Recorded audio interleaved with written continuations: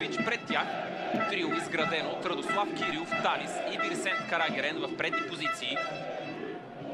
Централният нападател на домакините, намиращ се в страхотна форма, Евгений Сердюк. Две промени спрямо шампионатния успех над Ботев Враца в Северозапада.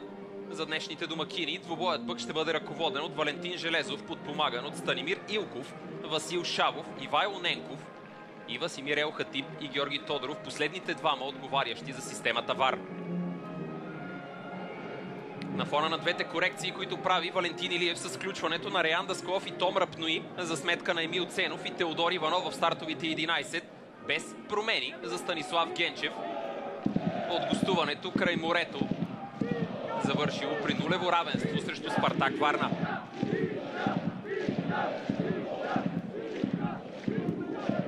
Матей Маркович стартира между гредите, малко пред него в отбрана. Традиционното трио изградено от Келиан Вандеркап, Цунами и Кристиян Димитров по двата фланга.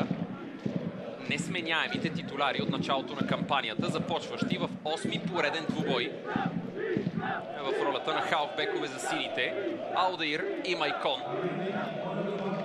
А малко по-напред по терена ще намерим още футболисти като Карлос Охене, Евертон Бала и Асими Фадига, за да стигнем и до дуото в предни позиции, изградено от Александър Колев и Мустафа Сангаре.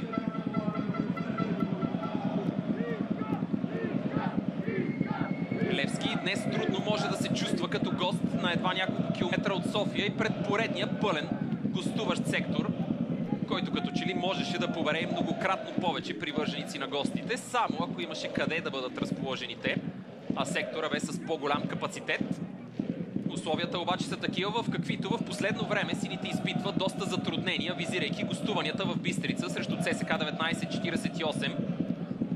А за футболистът с номер 9 от лагера на домакините, двубоят с Сарда от преди няколко седмици бе по-специален. Той бе под номер 300 в елита на българския футбол. За Карагерен днес 302 участие за бившия футболист на Локомотив Пловдив. Последните три двубоя между тези два отбора завършиха с 2 победи за днешните домакини и 1 равенство. Левски не е триумфирал нито веднъж в последните си 5 мача с червените. Какво обаче ни очаква днес? Започваме да разбираме тепърва и с първия съдийски сигнал, който 22-мата на терена очакват.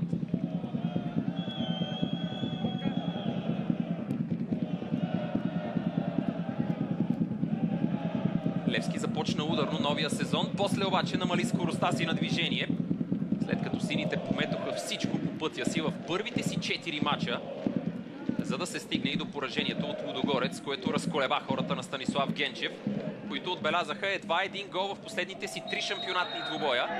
И именно играта в атака ще иска наставника на днешните гости да подобрят неговите възпитаници, за да се върнат обратно на нивото, до което бяха стигнали преди злополучното поражение в Разград.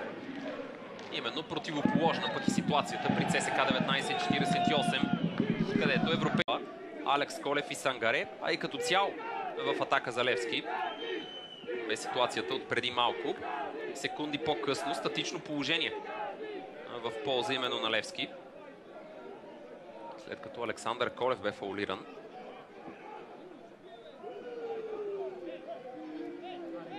Някъде тук удобен момент да споменем, освен за отсъствията на Асен Митков и Фабио Лима, Джават Елджимили също не само не е в стартовия състав, не е и в групата на сините, които сега откриват резултата. Минутата е 16-та.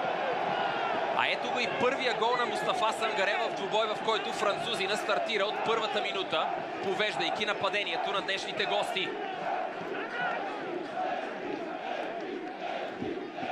ЦСКА 1948 оцеля преди броени минути след изпълнението от ъглов удар на Евертон Бала и удара с глава на Цунами. Сега обаче никакви шансове за Петър Маринов да се справи с изстрела на Сангаре, който бележи четвъртия си гол от началото на кампанията.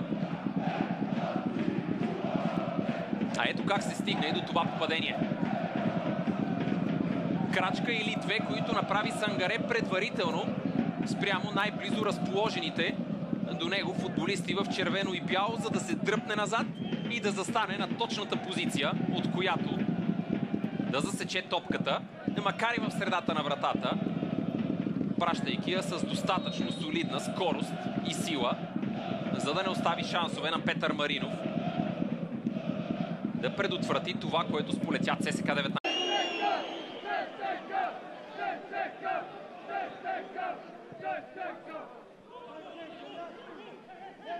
Том Рапнуи.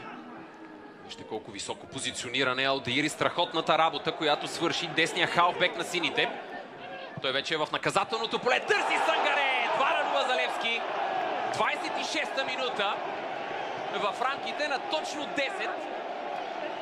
Един от двамата централни нападатели на гостите бележи за втори път шах и мат за ЦСКА 19-48.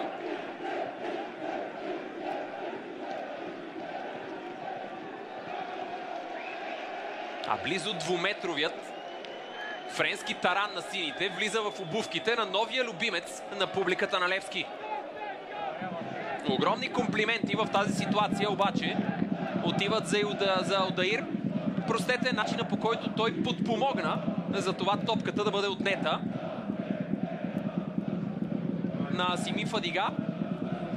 Пресата, под която бе поставен Том Рапнуи, не позволи на левия бек на червените да се справи с създалата си ситуация. А веднъж поел контрола на топката в наказателното поле на противника. Алдаир намери и прецизното центриране, от което се нуждаеше в тази ситуация, за да постави топката на пътя на Мустафа Сангаре. Никакъв шанс от подобна дистанция на изстрела, за да се намеси Петър Маринов.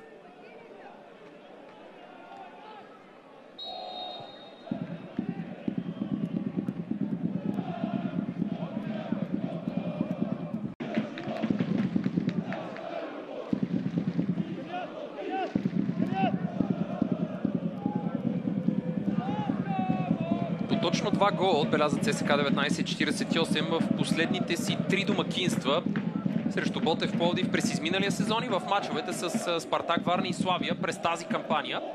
Поне от толкова попадения се нуждаят сега хората на Валентин Илиев, ако искат да вземат нещо от двубоя си срещу Левски. Радослав Кирилов. Алдаир срещу него. Влиза навътре Ради Кирилов. Стреля! 2-1. Интригата в този двубой се завръща. По-малко от 10 минути преди края на първата част ЦСКА 19-48 връща едно попадение. Споменатата на няколко пъти в течение на първото полувреме опасност по двата фланга по нападението на домакините. В крайна сметка донесе в тази ситуация резултат след себе си. Както се случва обикновено в момент, в който двама футболисти действат срещу един, оставеното празно пространство помежду им е оползотворено успешно от атакуващия футболист. Точно така направи и Радослав Кирилов, а в последствие намери и оптималния изстрел, с който да не остави шансове, стреляйки по диагонала на Матей Маркович. ЦСКА 19-48-1. Лев да срещу Ботев Враца и Крумовград. Чисто игрово обаче и Станимир Стилов и Николай Костов имаха своите претенции към начина, по който Левски се справя в подобни моменти. Днес очевидно ситуацията ще бъде доста различна, защото централните нападатели на гостите определено имат своята вечер. Минута номер 58. А след Мустафа Сангаре, който наниза 2 попадения, и Александър Колев вписва името си сред голмайсторите в днешния двубой.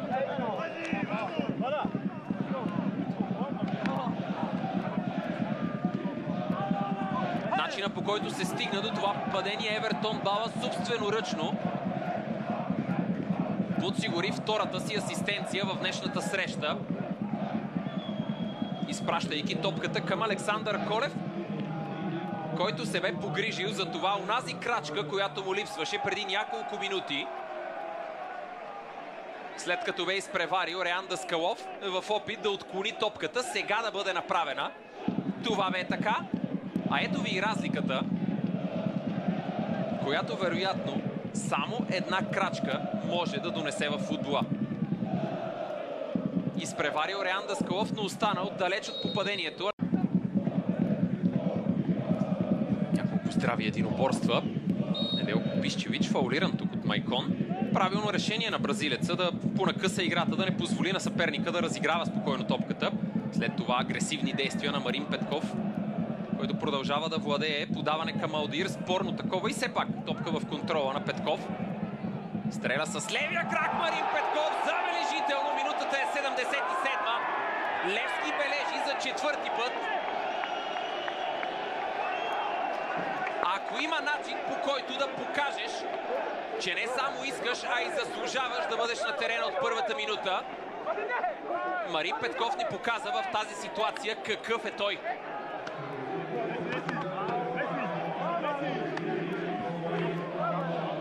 Агресия, за да отнеме топката, амбиция, за да поправи своята грешка, след като сгреши с подаването за Алдаир, а в последствие сериозна доза самочувствие, за да се реши да стреля от подобна дистанция, но и най-вече качество и клас, който лидера в отбрана за домакините се справи. В други обаче отстъпи сериозно на своя съперник, за да видим и двете попадения в актива на Сангаре.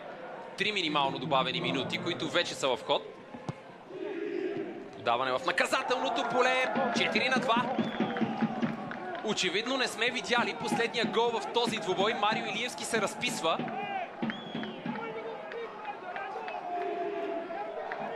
Не идва ли обаче прекалено късно за ЦСКА 1948 това попадение?